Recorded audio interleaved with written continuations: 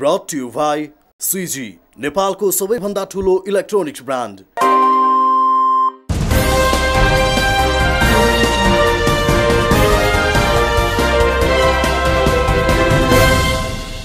नमस्ते, ABC corporate आइकनमा यहाँलाई हार्दिक स्वागत तथा अभिवादन।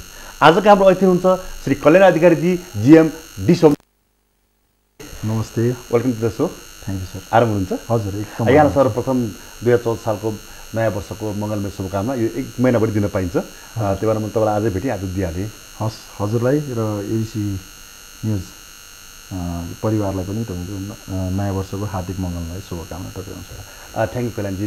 मलाई म तपाईँलाई सुरुदेखि सोध्न मन लागेको थियो, तपाईँ यो विगत एक दशकदेखि नै तपाईँ कन्टिन्युसली मिडिया फिल्डमै हुनुहुन्छ। तपाईँ मिडिया फिल्डमा मात्रै कसरी स्टिक हुनुभयो र कहिले यसमा मात्रै आउनको लागि तपाईँलाई कसरी प्रेरणा भयो? यस्तो छ, अब यो मेरो अध्यापनपछि 2005तिरको कुरा। पछि म नेपाल आएँ। नेपाल आइसकेपछि विभिन्न तपाईँको यो मिडिया फिल्डले मलाई अलिकति एट्र्याक्ट चाहिँ सुरुमै गरेको हो। अनि पहिलादेखि नै अलिकति मिडिया फिल्डमा मेरो रुचि चाहिँ बढी नै थियो। अनि त्यो हिसाबले म विभिन्न त्यो बेला चाहिँ एफएमको एउटा ठुलो मार्केट चाहिँ डेभलप हुँदै थियो, नयाँ भर्खर ग्रुमअप हुँदै थियो। अनि कार्यक्रम चलाउँदा कस्तो फिल होला, अनि यो मिडिया मार्केटिङ कस्तो हो भन्ने टाइपको सम्बन्धी मलाई चाहिँ बढी नै जिज्ञासा लाग्थ्यो। त्यो हिसाबले त्यो मिडियाको एउटा फिल्डमा मैले इन्टर गरेँ। त्यसपछि मैले एफएममा केही समय तपाईँको कामहरू गरेँ। विभिन्न एफएमहरूमा मेरो सानोतिनो रोलहरू थियो। त्यस्तै गरेर त्यसपछि मैले बस म्यागजिन थियो त्यो बेला, एउटा बिजनेस म्यागजिन। त्यसमा चाहिँ मैले एउटा राम्रै समय मैले काम पनि गरेँ। त्यो बेलाको top magazine one and only नै थियो। त्यो पनि एकदम राम्रो टिमसँग काम गर्न पाएँ। त्यहाँबाट झन् मलाई चाहिँ यो चाहिँ मिडियामा झन् मलाई हौसला पनि मिल्यो र त्यसलाई क्रमिक रूपमा गर्दै जाँदाखेरि म चौधरी ग्रुप हुँदाहुँदै आजको दिनमा चाहिँ डिसम्मसम्म आइपुग्दाखेरि यो मिडिया फिल्डमै अहिले तपाईँले भनेर पो मलाई चाहिँ झल्यास हो, मैले त अरू कुनै फिल्डमै गएन छु भन्ने टाइप। हजुर, यो मिडियाकै फिल्डको पनि जस्तो तपाईँ मार्केटिङमा बस्नुभयो, ब्रान्डिङमा, स्ट्राटेजी सबै चिजमा जुन यहाँले आफ्नो पढाइ सम्बन्धी कार्य पनि गर्नुभयो। सोध्नु मलाई मन लागेको थियो भने तपाईँ यथुङ कुरा गर्नुभयो, तपाईँ आरजे पनि हुनुहुन्थ्यो। हजुर, आरजेको अनुभव तपाईँलाई कस्तो यस्तो छ, अब कुनै पनि चिज मैले भन्न पाएको चिजले चाहिँ एउटा वाइडर अडियन्सलाई टच गर्छ भनिसकेपछि मलाई चाहिँ अलिक इन्ट्रेस्ट चाहिँ त्यसमा लाग्थ्यो कि that can I be something to fuel the change भन्ने टाइपको मैले केही चिज कन्ट्रिब्युट गर्न सक्छु कि भन्ने चाहिँ मेरो एउटा सोचाइ चाहिँ एकदम पहिलेदेखि नै आउँथ्यो।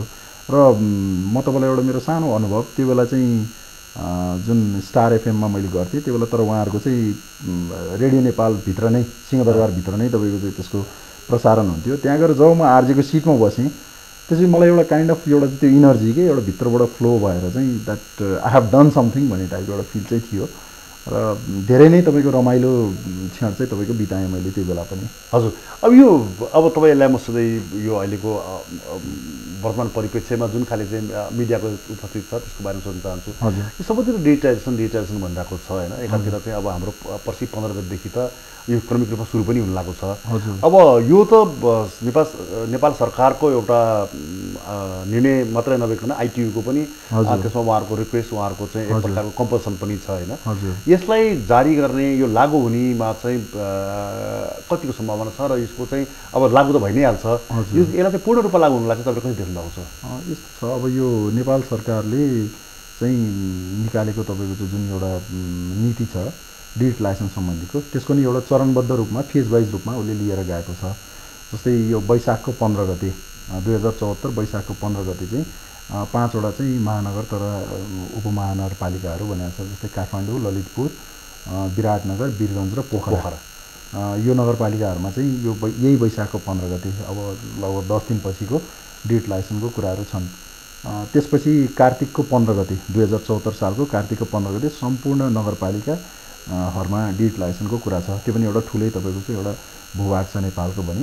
2075 को वैशाखसम्ममा चाहिँ नेपालभर चाहिँ डिजिटलमा जाने भन्ने सरकारको नीति हो। र यो नीति चाहिँ सरकारले जुन अगाडि चाहिँ ल्याएको छ त्यसमा चाहिँ इन्टरनेसनल टेलिकम्युनिकेसन युनियन जुन हजुरले भन्नुभयो आइटियूले चाहिँ यो समय अवधिभित्र सम्पूर्ण देशहरू चाहिँ तपाईँको डिजिटल प्रविधिमा अनिवार्य रूपमा गइसक्नुपर्ने भन्ने बाध्यकारी यो नियम पनि हो। त्यो हिसाबले हामीले हेर्दाखेरि अब जस्तै हाम्रै चाहिँ छिमेकी मुलुक भारतमा पनि डिजिटलाइजेसन तपाईँको भएकै हो। हामीले तपाईँको त्यसको बारेमा जानकारी केही न केही हिसाबले मिडियाबाट हामीले पाएको हजुर यो डिजिटलाइजेसनको कुरा गर्न चाहन्छु म कल्याणजी। जस्तो तपाईँले एकातिर चाहिँ डिजिटलाइजेसनको कुराहरू आइरहेको छ, अर्कोतिर विभिन्न अनलाइनहरू अरू पोर्टलमा देखिरहेको छ कि सेटअप बक्सहरू मारामार छ, हाहाकार छ। जस्तो पर्सनली मलाई भन्नुहुन्छ भने मका सेटअप बक्स छैन। अब यो पर्सि 15 गतेदेखिको यसको कुरा छ होइन।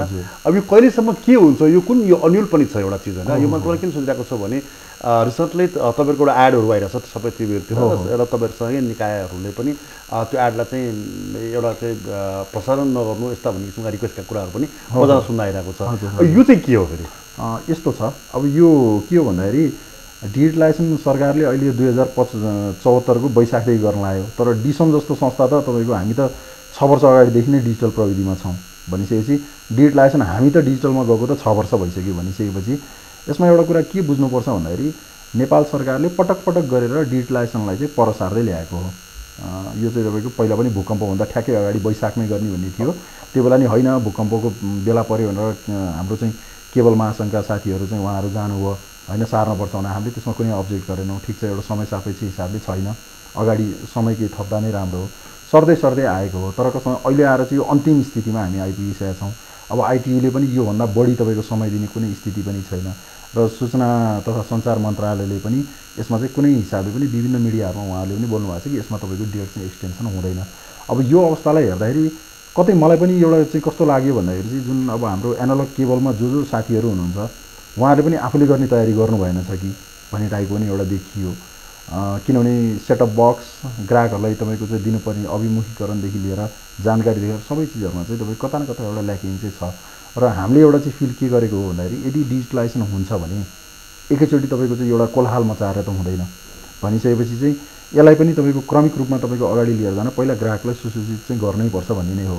र अहिलेको स्थितिमा जुन हजुरले भन्नुभयो अरू विभिन्न साथीहरूले चाहिँ डिसमको विज्ञापन चाहिँ नबजाइदिनुहोस् भन्ने हिसाबको उहाँहरूले पनि पत्रचार गर्नुभएको छ, त्यो हामीले पनि थाहा पाएछौँ। तर हामी चाहिँ कसरी त्यसलाई लिन्छौँ भन्दाखेरि डिजिटल भनेको डिसमको मात्रै बजार बढ्ने होइन, सम्पूर्ण तपाईँको चाहिँ सेवा प्रदायकहरूले आफ्नो ग्राहकलाई एनालगबाट डिजिटलमा रूपान्तरण गर्नको लागि झन् हामीले त तपाईँको त एउटा ग्राहकलाई त तपाईँको चाहिँ सूचना पनि दिइरहेछौँ।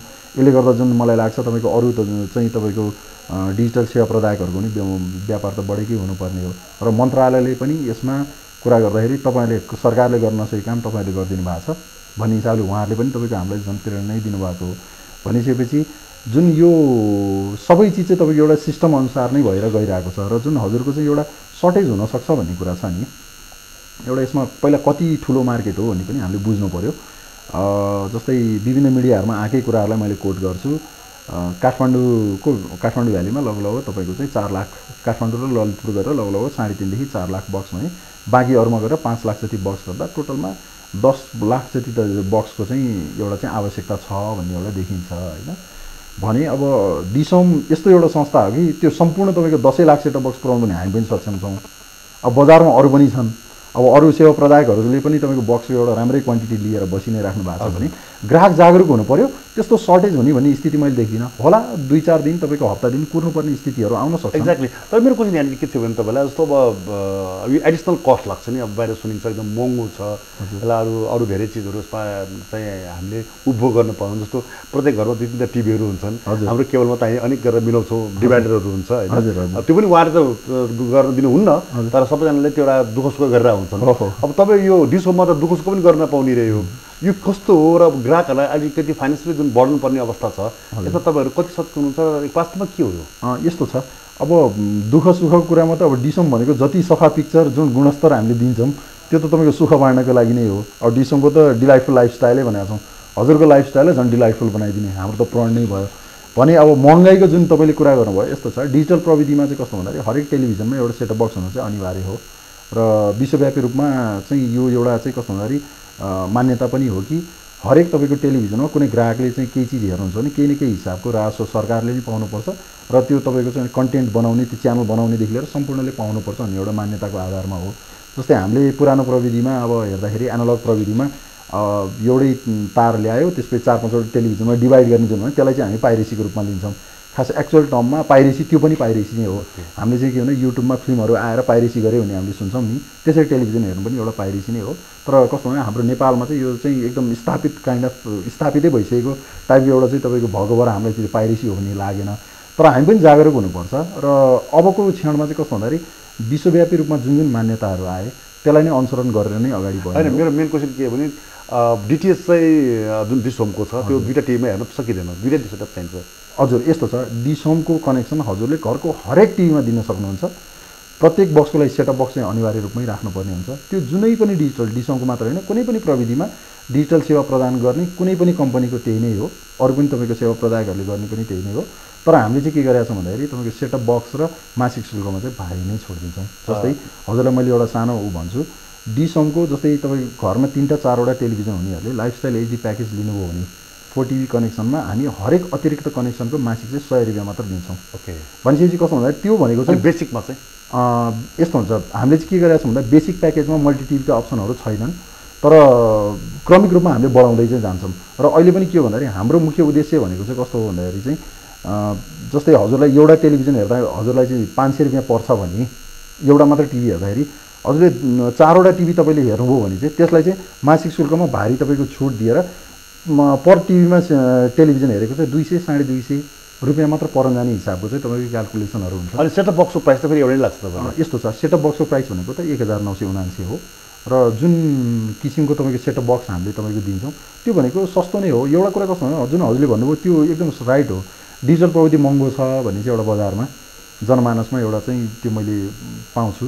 तर खास भन्यो भने जुन गुणस्तर र जुन क्वालिटी र जुन हिसाबको बिक्रीपछिको सेवा दिन्छ नि तपाईँको यो डिजिटल प्रदायक कम्पनीहरूले, त्यो हिसाबले हेरिकन डिजिटल सेवा धेरै नै छ। हजुर, अब तपाईँ लामो समयदेखि डिस होममा हुनुहुन्छ, त्यो क्वेसन त म तपाईँलाई सोध्छु, तर तपाईँले आफ्नो सब्जी कुरा गर्नुभयो। पहिलादेखि एउटा सुन्न के आउँथ्यो भने पहिला जसले जसले यो डिस होमको छात राख्नुहुन्थ्यो घरमा, सानो छात, पानी पऱ्यो भने, हावा लाग्यो भने, पानी पऱ्यो त्यो प्रोग्राम बिग्रिने, प्रोग्राम नआउने भन्दा धेरै गुनासो थियो। हुन त अहिले देखिँदैन, अहिले छैन त्यो, अहिले हामीले पनि महसुस गरेका छौँ। त्यो पहिला किन भएको र अहिले कसरी तपाईँले के कारणले गर्दाखेरि तपाईँहरूले त्यो न्यूनीकरण गर्नुभयो? त्यो यस्तो छ, अब यो 2009मा जुन चाहिँ तपाईँको हामी लाइसेन्स लिएर अगाडि बढ्यौँ त्यो बेला चाहिँ सेटेलाइटको चाहिँ धेरै नै सर्टेज थियो कि बजारमा, हामीले सेटेलाइटै पाउन सक्ने स्थिति थिएन, किनभने त्यो बेला टेक्नोलोजी इम्प्याक्ट 2मा थियो, ठुल्ठुलो स्पेस लिने तपाईँको चाहिँ च्यानलहरूले पनि।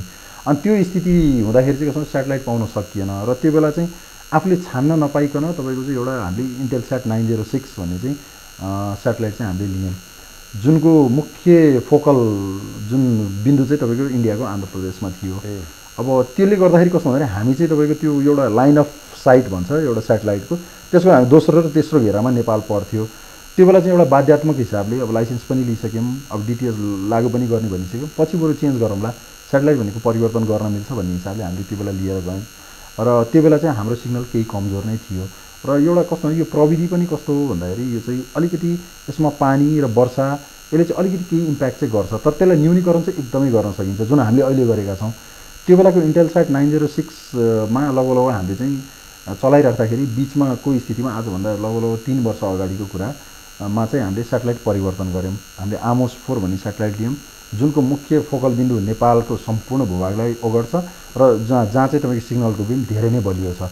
र त्यो लिइसकेपछि अहिले ग्राहकहरूलाई त्यो पानी पर्दा सिग्नल जाने समस्या चाहिँ छैन। र त्यसको लागि चाहिँ हामीले नेपालभरका सम्पूर्ण ग्राहकहरूको घरमा लगभग त्यो बेला हाम्रो चाहिँ 5 लाख हाराहारी चाहिँ कस्टमरको घरमा चाहिँ पुगेर एन्टेना चाहिँ नयाँ दिशामा हामीले चाहिँ परिवर्तन गरेर गरेका हौँ। भनेपछि यो क्वालिटी सुधार गर्नको लागि हामीले गर्नुपर्ने तपाईँको कसरतहरू चाहिँ अब यो निरन्तर जारी नै छ। हामीले गर्नुपर्ने धेरै चिज छ, तर क्रमिक रूपमा हामी गर्दै नै जान्छौँ। हजुर, यहाँनिर भन्दाखेरि मलाई के सोध्न मन लाग्यो कल्याणजी, अब ग्राहकहरूले चाहिँ डिस होम किन लगाउने त? यस्तो के तपाईँ नयाँ के दिनुहुन्छ जस्तो केबलका ग्राहकहरूलाई त्यो च्यानल त्यसरी नै आउँछन् होइन? फेरि यहाँनिर एउटा तपाईँलाई मैले सम्झाउनु पर्ने कुरा के छ भने जुन खाले तपाईँले प्रविधि दिनुभएको छ, वर्ल्डको बेस्ट क्लासको प्रविधिहरू दिइरहनु भएको छ, त्यो त निश्चय पनि स्वागतको कुरा हो। तर त्यसको लागि तपाईँसँग भएको सामान पनि सही हुनु पर्ला नि। टिभी कस्तो छ, कस्तो किसिमको चाहिँ टिभी, कुन भर्सनको टिभी छ, त्यसमा यो आउने यो नआउने भन्ने कुराहरू हुन्छ होला होइन? यो ग्राहकहरू, सर्वसाधारण ग्राहकहरू जो सबैजना छ, उहाँहरूले चाहिँ डिस होम चाहिँ किन लाग्नुपर्ने?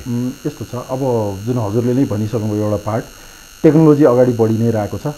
अब देशले पनि तपाईँको टेक्नोलोजीलाई अनुसरण गरि नै रहेछ भने हामी पनि नयाँ नयाँ प्रविधिमा जानु एकदम जरुरी नै हो। र मुख्य डिस होम चाहिँ लगाउनु पर्ने मुख्य कारण भनेको चाहिँ यसको पिक्चर क्वालिटी नै हो। पिक्चर चाहिँ धेरै नै सफा हुन्छ, जुन चाहिँ तपाईँको बच्चा सानो सानो बच्चा नानीहरूको लागि आँखा नदुख्नेदेखि लिएर तपाईँको त्यसको धेरै तपाईँको चिजका फाइदाहरू पनि छन्, त्यो पनि हो। र अर्को चिज के पनि हामीले बुझ्नु पऱ्यो भन्दाखेरि टेलिभिजन तपाईँले हेर्दाखेरि जुन तपाईँले मनोरञ्जन लिइराख्नु भएको छ त्यसमा पनि एउटा कर लाग्ने हुन्छ डिजिटल प्रविधि जस्तै डिसम जस्तो संस्थाले त्यो कर चाहिँ तपाईँले तिर्नुभएको हरेक रिचार्ज कार्डमा पाउने चाहिँ मूल्य अभिवृद्धि कर जुन भ्याट भन्छौँ त्यो सम्पूर्ण तपाईँले सरकारको खातामा हामीले बुझाइ नै सकेका छौँ हामी लार्जेस्ट तपाईँको one of the largest tax pair पनि हो भनिसकेपछि यो हिसाबले हेर्दाखेरि जुन गुणस्तर जुन तपाईँको बिक्री पछिको सेवा र जुन